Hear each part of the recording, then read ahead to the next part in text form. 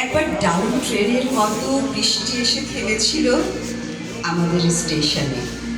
সারাদিন জল ডাকাতের মতো উৎপাত শুরু করে দিয়েছিল তারা।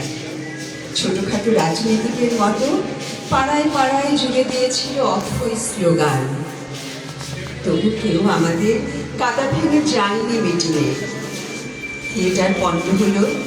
এ বৃষ্টিতে সভা তাসের আড্ডার লোক ফিরে এলো ঘরে। ব্যবসার হলো ক্ষতির দারুণ দুর্দশা।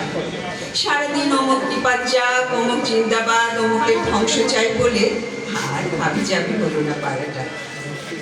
ভদ্র শান্ত কেবল কয়েকটি গাছ বেফাস নারীর মতো চুল ছাড়লো আঙিনায় হঠাৎ বাতাসে।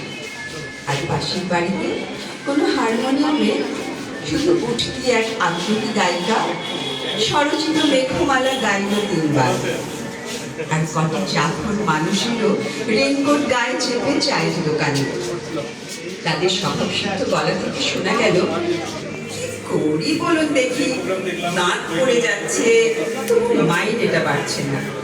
ডাক্তারের কাছে যাই, তবু শুধু বাড়ছেই, ক্রমাগত বাড়ছেই। হৃদরোগ, চোখের অসুখ।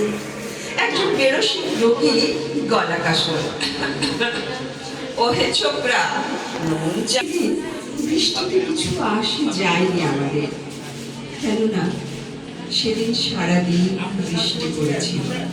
সারাদিন আকাশের অন্ধকার বর্ষণের সান্নয় অনুরোধে আমাদের পাশাপাশি শুয়ে থাকতে হয়েছিল সারাদিন। আমাদের হৃদয়ে অক্ষর ভরা উপন্যাস করতে হয়েছিল।